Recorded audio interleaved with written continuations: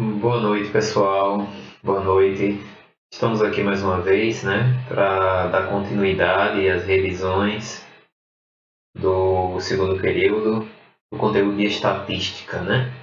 Na aula passada a gente estudou a parte de séries estatística, que é a etapa da apresentação, de certa forma, a descrição dos dados coletados. E essa segunda etapa, essa etapa da descrição, ela também contempla a questão da apresentação ou da descrição ser feita através de um gráfico estatístico. Então, a descrição dos dados em uma pesquisa estatística ela pode ocorrer através de uma série estatística, que é uma tabela com aqueles princípios que foram elencados na aula passada, ou também ela pode acontecer através de um gráfico, que é o que vamos apresentar, tá? É importante, pessoal, deixar claro que essas aulas elas são meramente de revisão para manter o contato com vocês, elas não têm objetivo de dar continuidade ao calendário acadêmico, até mesmo porque ele está suspenso no momento, tá? É só para que a gente possa manter esse contato. Espero que todos estejam bem em relação a essa pandemia que está solta pelo mundo afora e que cada familiar esteja com saúde. É o que desejo para todos, tá bom? Espero que gostem da aula de hoje e estamos aqui à disposição para o que precisarem, tá? Estamos juntos, mesmo separados, né? Pela distância e espero o quanto antes a gente possa retornar, será melhor, porque precisamos estar juntos, sempre, tá? Mas nesse momento precisamos realmente ficar em casa.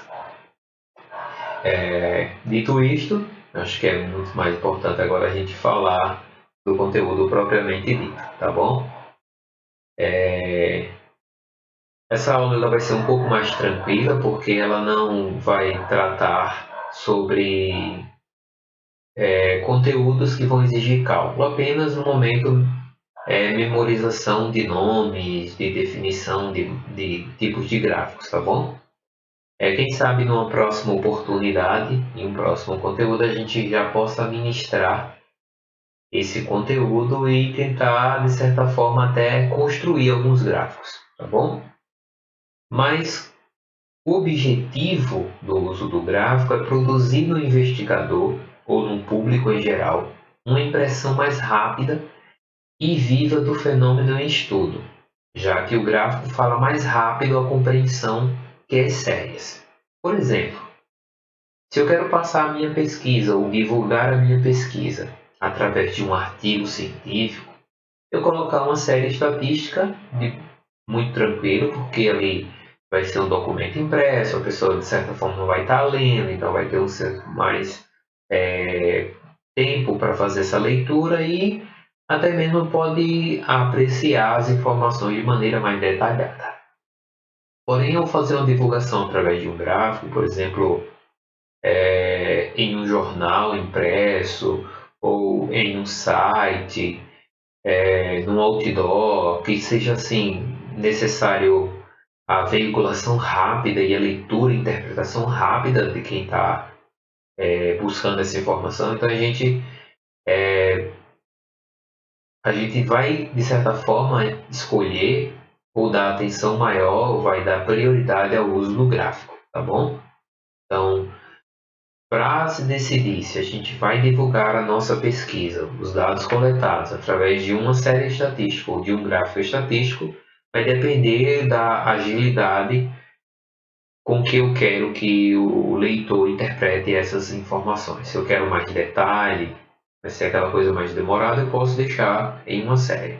Ou então eu posso fazer uma combinação das duas, tá bom? Mas o gráfico ela tem essa função de compreensão mais rápida do que está sendo posto. Por exemplo, uma pesquisa eleitoral, se eu coloco o nome do candidato A com uma retinha subindo para cima, automaticamente o leitor já identifica, o candidato A ele está em ascensão na pesquisa eleitoral. Se eu pego o candidato B e coloco uma setinha para baixo, uma linhazinha para baixo, automaticamente o leitor já identifica que há um decréscimo na intenção de voto para aquele candidato. Beleza? Então, basicamente, é esse o motivo pelo qual escolhemos ou um gráfico ou uma série estatística. Em relação ao gráfico, ainda assim, é importante a simplicidade, ou seja, o gráfico deve ser destituído de detalhes de importância secundária. Então, sempre deixar evidente no gráfico aquilo que for mais importante, prioritário, a informação principal que você quer passar. Os dados secundários você pode, de certa forma, suprimir. Assim como traços desnecessários podem levar o observador a uma análise morosa ou com erros. Ou seja, essa necessidade da simplicidade é exatamente para agilizar a compreensão do leitor. A clareza é que o gráfico deve possibilitar uma correta interpretação dos valores representativos do fenômeno em estudo. Então, veja, a informação ela tem que estar correta, tá? E os valores desse fenômeno do estudo também. Então, o gráfico deve possibilitar uma correta interpretação dos valores. Então, a gente não pode colocar informações ou configurar o nosso gráfico de maneira que venha dar interpretações duvidosas ou duplas. Então, a gente tem que tentar ser o mais claro possível nas informações a qual a gente coloca no nosso gráfico. E a terceira é a veracidade, claro, né? Assim como também nas séries estatísticas. Uma série estatística sem conteúdo verídico, sem conteúdo que tenha sido feito uma crítica apurada, ele não vale a pena. Então, da mesma maneira, nos gráficos, a veracidade ela é muito importante. Os principais tipos de gráficos são os diagramas, os cartogramas e os pictogramas. Então, basicamente, todos os gráficos estatísticos estão enquadrados em um desses três tópicos. Ou ele vai ser um diagrama, ou ele vai ser um cartograma ou um pictograma. Nenhum deles vai fugir dessas três possibilidades. Então, ele vai se encaixar em uma dessas três possibilidades, ok? Então, os tipos de gráficos que existem, só recapitulando, são os diagramas, os cartogramas e os pictogramas, gráficos estatísticos, ok? Agora, o que vem a ser um diagrama? Os diagramas são gráficos, né? Então, a partir do primeiro, então, só relembrando, diagramas, cartogramas e pictogramas. Em relação aos diagramas, o que são os diagramas? São gráficos geométricos de no máximo 2 dimensões. A gente sabe por aí que existem gráficos de 3 dimensões, ou seja, quando eu tenho um plano com 3 eixos, então, que é o eixo R3.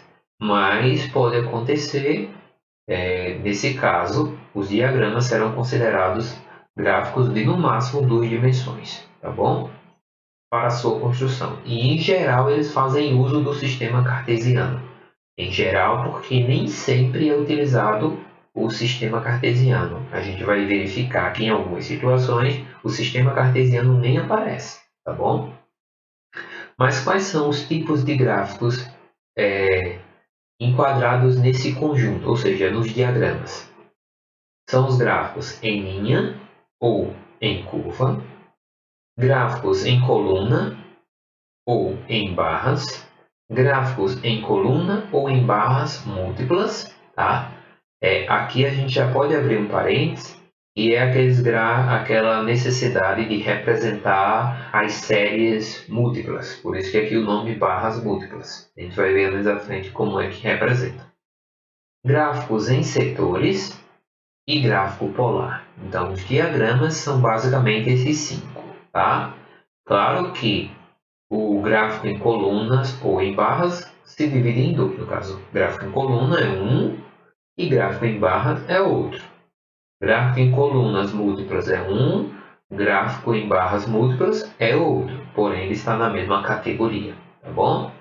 Todos esses 5 gráficos, eles são chamados de diagramas, tá bom? Então, só recapitulando, gráficos em linhas ou em curva, né? A gente até esqueceu de separar aqui, né? Qual a diferença? A gente vai ver mais à frente que linha a gente tem polígonos. E curva seria algo mais suave, sem necessariamente ser ligação de pontos. Então, basicamente, uma curva, por exemplo, no primeiro ano científico a gente estudou equação do segundo grau, ou melhor, função quadrática, função do segundo grau. Então, o gráfico dessa função era uma parábola. Então, a parábola é uma curva, né? Então, é algo suave, tá bom? E a linha é basicamente um polígono, ou seja, a ligação de pontos. A gente vai ver um pouco mais à frente. Então, gráfico em colunas ou em barras, gráfico colunas ou em barra múltiplos, gráfico em setores e gráfico polar. Ok? Desculpa se está sendo repetitivo, mas a ideia aqui é exatamente essa, que a gente possa memorizar as definições e os nomes. Bom, então vamos apresentar cada um. Primeiro, gráfico em linha ou em curva. Eu vou colocar aqui, como vocês já visualizaram mais ou menos a curva, né, que é algo tipo uma parábola, né? Então, a gente vai apresentar aqui uma linha. Então, veja só. Aqui a gente tem a série, né, a série correspondente. E aqui eu vou fazer, dessa série, eu vou fazer um gráfico em linha. Tá? A partir dessa série, então, dos dados dessa série, onde no eixo horizontal está as toneladas, que é a quantidade de óleo de dendê, e no gráfico vertical, no caso, no eixo vertical está a quantidade de dendê, de óleo de dendê, em 1000 toneladas, e no horizontal a gente tem os anos, ou seja, 1987 a 1992. E aqui esse gráfico, essa linha mais escura, é a linha que nos interessa, que é fornecida a partir desses dados aqui. Então, 1987 é aproximadamente 40, por isso que está aqui um pouquinho mais abaixo do 40. Tá? 88, da mesma maneira, praticamente não saiu da medida, ficou retilíneo aqui, ó, reto, no caso paralelo à horizontal. Já em 1989 houve uma alta para 54 mais ou menos, então já foi aqui 89, já foi para 54, tá? Que é a medida mais ou menos entre 50 e 60. Então aqui você vai marcando os pontos e vai fazendo a ligação dele, por isso que a gente fala polígono, né? Que é a ligação de vários pontos. Bom, então esse é um gráfico em linhas. Esse gráfico em linha ele tem uma série correspondente. Essa série nada mais é que uma série histórica, né? Está descrevendo o cronograma da quantidade de óleo de dendê na produção brasileira. Tá bom, gente? O próximo gráfico é o gráfico em colunas. Eu separei, né? Vale lembrar que esse material está disponível no SIGA, só que eu dei uma arrumação nesse slide e eu vou atualizar lá no SIGA para vocês, tá bom? Eu fiz uma separação entre gráfico em colunas, para não confundir, ó, o que é? É a representação de uma série por meio de retângulos dispostos verticalmente, tá? Então, isso é uma coluna. Então, a gente tem aqui a tabela ou a série correspondente e aqui agora eu vou colocar a coluna correspondente, ou seja, o gráfico em colunas. Então, basicamente, o que a gente vai fazer é levantar retângulos até o valor da quantidade desejada. Lembrando mais uma vez que aqui na vertical a gente tem a quantidade em toneladas e na horizontal a gente tem os anos, tá bom? A mudança básica de colunas para barra é que no caso da barra, esses anos aqui ele vai estar na vertical e consequentemente a quantidade na horizontal. Logo, ao invés de subir o retângulo, eu vou levar ele na horizontal, ou seja, vou fazer uma barra. É o que a gente vai ver agora. Ó. A representação de uma série por meio de retângulos dispostos horizontalmente. Então aqui eu coloquei até um outro exemplo para vocês verem, né? Que é as exportações brasileiras em março de 1995. E aqui a gente tem os locais. Então isso aqui é uma série geográfica. E aqui, ó, veja que no caso, no lugar dos anos, a gente está mudando os locais. Então eu estou botando os locais na vertical e a quantidade da exportação, para esse exemplo, eu estou colocando na horizontal. Consequentemente, os retângulos eles vão ficar na horizontal, tá vendo? Por isso que a gente chama de barras. Tá? Então, essa é a diferença básica entre colunas e barras. Tá? Vamos para o próximo. Hoje a aula vai ser bem tranquila, tá, gente? E assim, é só para a gente não deixar esse conteúdo passar em branco em relação à necessidade de conhecimento sobre os tipos de gráficos. Colunas ou barras múltiplas, né? Este tipo de gráfico é geralmente empregado quando queremos representar simultaneamente dois ou mais fenômenos estudados com o propósito de comparação. Então, é aquelas séries de múltiplas entradas, no caso, né? Aqui é uma série conjugada específica, porque está falando de exportação e importação, e histórica, tá bom? Então, no caso, aqui a gente tem duas informações para comparar, que é a exportação em uma das linhas e a importação. Então, a gente vai fazer, por exemplo, colunas múltiplas, poderia fazer barras múltiplas, não tem problema, mas a gente vai fazer colunas múltiplas. Tá? Aqui, ó. Então, veja que a partezinha mais clara, nesse caso você vai ter que colocar uma legenda para dizer quem é quem, tá? Então, no caso, o mais claro é a exportação e o mais escuro é a importação. E aí, você colocando lado a lado, você tem como comparar quem é maior e quem é menor, né? Essa comparação é necessária principalmente pelos ativos aqui envolvidos, que é, ou melhor, os critérios aqui envolvidos, que é a exportação e a importação, né? Que aí vai nos dar a balança comercial, né? Se é positiva ou negativa. Nesse caso aqui, a exportação é maior do que a importação, consequentemente, a balança comercial é positiva sempre. Ó. Sempre a exportação está sendo maior do que a importação. Então, a balança comercial está, né, que é exatamente o título da nossa série, né, Balança Comercial entre 1989 e 93. Então, sempre esteve positiva, segundo o Ministério da Fazenda. Então, essa informação de colunas múltiplas, elas servem para comparar quando você tem exatamente uma série conjugada, né, que tem mais de uma informação nela. Ok, gente? Tá tranquilo até aí? Beleza. Vamos agora para o próximo. Também, veja só, todos os gráficos mencionados até agora são diagramas, tá? O próximo diagrama que a gente tem para mostrar para vocês são gráficos em setores. Até agora, os gráficos eles foram apresentados partindo da estrutura de um plano cartesiano, onde a gente tinha um eixo horizontal e um eixo vertical, na qual a gente colocava as informações. Já esse gráfico, ele não, apesar dele ser de duas dimensões, tá? Ele não vai lidar com um plano cartesiano. Por quê? Este gráfico é construído com base em um círculo e é empregado sempre que desejamos ressaltar a participação do dado no total. Então, sempre que você quiser fazer um comparativo com o total, ou seja, o percentual de determinados setores, de determinada estrutura, determinada área, você vai usar o gráfico em setores, porque aí você coloca tudo em comparação com o geral. Que é aquela ideia do gráfico em pizza, né? Você tem a pizza que é o todo, aqui ó. Você tem o todo e você vai tirando as fatias para a região que você tem interesse, para o ano ou para isso algo mais específico. Então, a depender da série estatística, né? Essa série estatística aqui é uma série geográfica, porque ele está mudando de região, e ela trata do rebanho suíno, né? No sudeste do Brasil, ou seja, nessas regiões.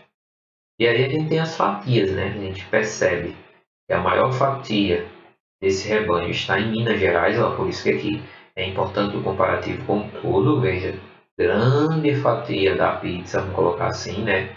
Grande setor é Minas Gerais, seguido de São Paulo, né? Depois Espírito Santo e por último Rio de Janeiro. Então a gente tem aqui a comparação com a legendazinha em cores, né?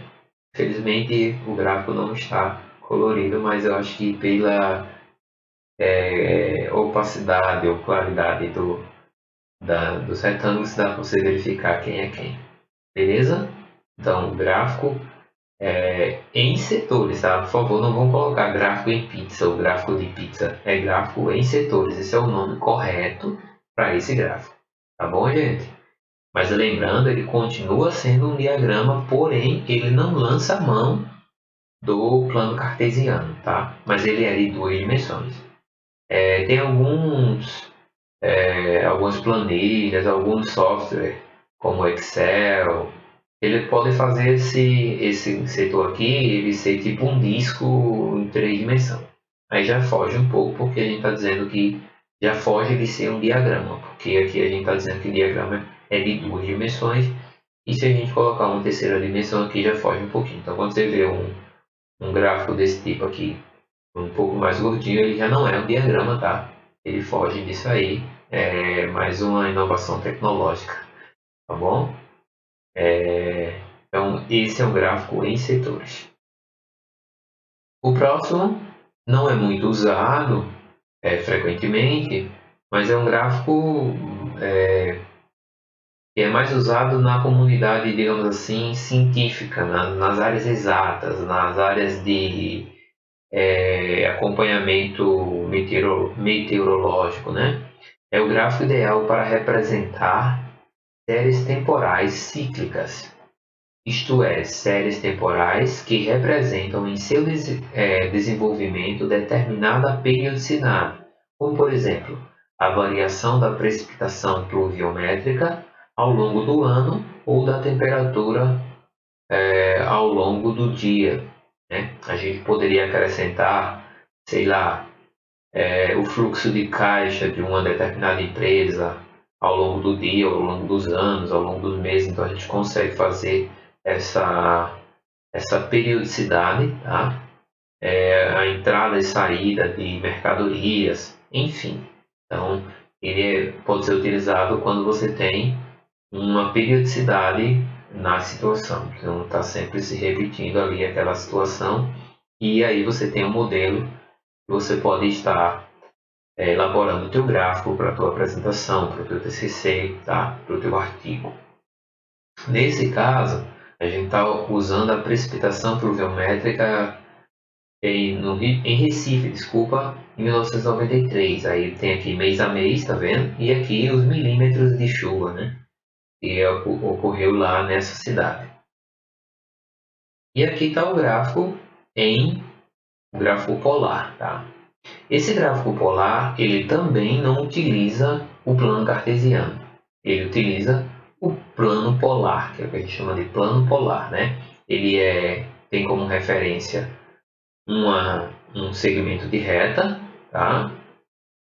E a abertura do ângulo. Ou seja, esses ângulos aqui eles estão divididos de maneira igual, e a cada valor a gente pode se afastar do centro, que é aqui a origem, ou não. Então, à medida que a gente vai tendo valores maiores, ele vai se afastando mais do centro. Por exemplo, janeiro começou o ciclo, então aqui está a medida. Se você for olhar na escala, aqui tem 300 milímetros, desculpa. Então aqui você teria mais ou menos 150 no meio, então seria 200. Tá dividido de 100 em 100. Então 100, 200, 300. Então a reta ela está dando as medidas de 100 em 100 milímetros.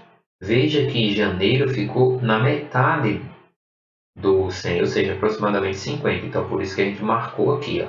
Ele nem chegou a tocar o 100. Depois seria 200, 300. Nem chegou, então chegou no meio.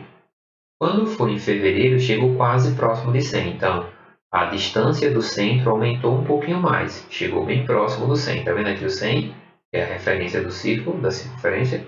É claro que se a gente quiser, não se faz necessário, mas se a gente quiser, a gente pode pegar o centro e traçar aqui a circunferência do 200, a circunferência do 300, exatamente para que a gente possa ter as interseções, ou seja, de quanto está afastado do centro até, né, a extremidade do círculo.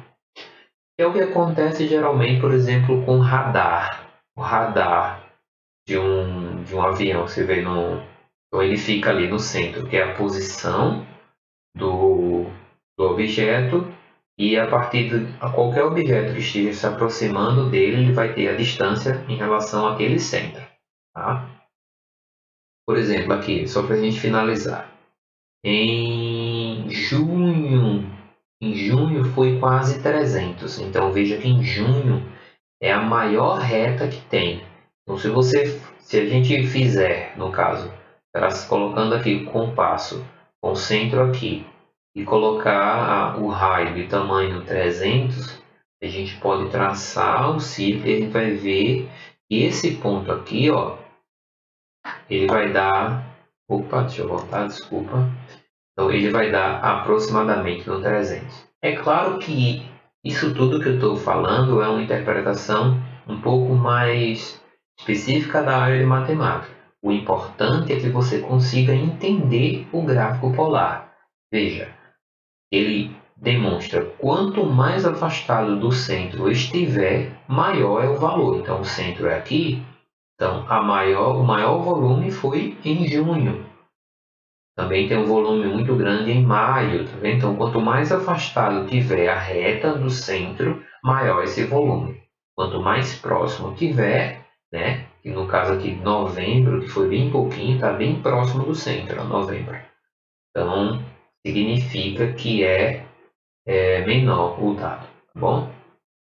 E aí você pode pegar o ciclo, e aqui nesse ciclo ficou esse formato, e aí depois de dezembro vai começar a se repetir.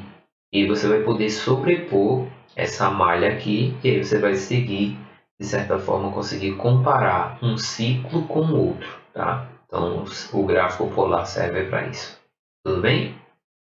Ok. Vamos agora para a próxima categoria. Então, só recapitulando até agora, a gente tem só diagramas. Tudo isso que foi falado foram diagramas. Gráfico em linhas ou em curva, colunas ou em barra, colunas ou em barras múltiplas, setores e polar. Tudo isso são diagramas, tá bom? Que são gráficos de duas dimensões, geralmente, né? Duas dimensões e geralmente lançam mão do plano cartesiano. Agora os cartogramas. O que são os cartogramas? O cartograma é a representação sobre uma carta geográfica. Ou seja, o que significa? A gente vai lançar mão de um mapa, tá? E vai colocar as nossas informações ali naquele mapa. No caso, a representação de dados absolutos, ou seja, a representação que eu vou fazer em um mapa de dados absolutos, lançamos mão, em geral, de pontos em número proporcional aos dados. Então, se os dados que eu estou querendo colocar lá são absolutos, ou seja, são dados que não sofreram manipulação de matemáticas no sentido de operações, simplesmente foram contados ou medidos, então a gente coloca pontos, geralmente. E quando são dados relativos, no caso percentuais, densidade, e outros dados relativos que a gente viu na aula passada, a gente coloca rachura. Então, basicamente, a gente vai usar sempre um mapa. A depender da situação, se for dados absolutos, a gente usa pontos. Se for dados relativos, a gente vai rachurar, tá? Pintar de cores diferentes. Então, aqui tem uma tabelinha que a gente tem... Aqui, na verdade, a gente tem dois tipos de dados, tá? A gente tem a população, que é a quantidade, tá? Em dados absolutos. A gente tem a área, que também é em dados absolutos, porque aqui só foi feita uma contagem.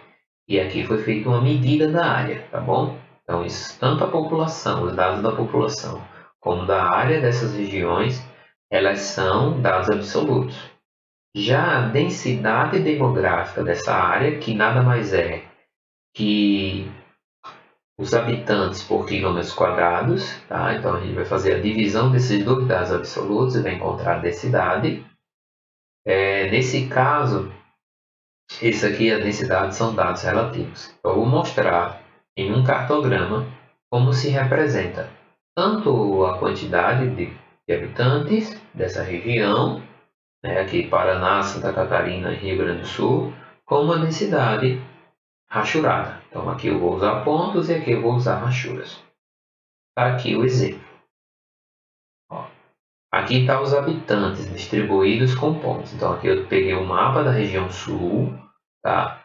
E a gente colocou os pontinhos para cada 400 mil habitantes. Então aqui nessa região tem uma determinada quantidade. Aqui também tem outra, basta contar a quantidade de pontos e multiplicar por 400 mil. Você vai ter uma aproximação da população desse estado, desse central e desse mais acima, ok? Agora, em relação aos dados, ou seja, a densidade demográfica, aí eu já não posso colocar pontinhos, eu vou colocar pinturas, rachuras, né, com cores diferentes, mas também em cima do mapa. Então veja que densidade é menor que 34 mil, ou 34 habitantes por quilômetro quadrado, foi a mais clara, que é essa região aqui. Menos de 44 habitantes por quilômetro quadrado é essa região aqui. E a mais populosa é a região central aqui, com menos de 51 mil habitantes por quilômetro quadrado. Então, isso aqui é um cartograma. Nesse lado aqui a gente tem um cartograma representando dados absolutos e nesse lado aqui a gente tem um cartograma representando dados relativos. Tudo bem? Então, basicamente, cartograma é isso. Se tiver um mapa, tiver informações estatísticas em cima desse mapa, você tem um cartograma. Ok? E aí você não consegue, de certa forma, você não vai ter muitas variações como acontece no diagrama, porque mapa é mapa. A única diversificação que você vai ter em relação se os dados que você está colocando em cima do mapa são absolutos ou se eles são relativos, tá? Seguindo esses critérios aqui. Próximo são os pictogramas. E aí os pictogramas o que são? Pictograma constitui um dos processos gráficos que melhor fala ao público pela sua forma, ao mesmo tempo atraente e sugestivo. A representação gráfica consta de figuras. Por isso que o nome pictogramas, né? Picto é referente a figuras. Então, se você tem um gráfico, e aí nesse caso são diagramas, tá? Então, se você tem um diagrama, vamos imaginar um diagrama, no qual esses diagramas, seja linha, curva, coluna, barra, setores, e esse diagrama ele está com algum tipo de figura, então ele deixa de ser chamado de pictograma e deixa de ser chamado de diagrama e passa a ser chamado de pictograma. Então, tem um diagrama, e nesse diagrama existe alguma figura, alguma ilustração que é para chamar a atenção do público, né, para ser mais sugestivo em relação ao tema que está sendo abordado. Então, nesse caso, não é mais um diagrama, e sim um pictograma. Ok? E aqui a gente tem um exemplo, por exemplo. Aqui eu tenho uma série histórica, tá, da população do Brasil entre 1960 e 90. E aqui eu vou colocar um gráfico, se você observar, é um gráfico em barras. Ó. Um gráfico em barras. Então, porém, eu coloquei figuras nesse gráfico. Então, ao invés de fazer o retângulo certinho, eu fui colocando figurinhas representando as pessoas. Então, nesse caso, a gente tem um pictograma e não um diagrama. Por quê? Porque está enfeitado, porque está com uma figura, está usando um apelo ao público para que ele possa chamar a atenção, enfim. Então, isso daqui é um pictograma, tá? Aí, cada símbolo representa 20 milhões de habitantes. Fonte IBGE é isso aqui. Bom, e aí agora a gente vai mostrar mais outros exemplos. Geralmente você vê muitos pictogramas em revistas, outdoor, comerciais, tá? Para chamar exatamente a atenção mesmo sobre a informação que está sendo passada, até mesmo para memorizar melhor aquela informação. E aí a gente tem alguns exemplos, ó, aqui a alta da velocidade, aqui você tem linhas, né? Gráfico em linhas, mas por conta da figurinha passa a ser um pictograma. Aqui você tem outro exemplo do cárcere do mundo, e aí colocaram uma figurinha com ladrão, né? E preso, enfim. Então, um pictograma aqui falando do crescente total de drogas e caso de AIDS, então está fazendo uma relação à saúde, por isso que colocaram uma figura para ser sugestivo, enfim, tem uma relação. E aí, O resuminho que a gente tem da aula de hoje é o seguinte. Os gráficos estatísticos eles podem ser diagramas, cartogramas ou pictogramas. Desses, os diagramas se dividem em linha ou curva, colunas ou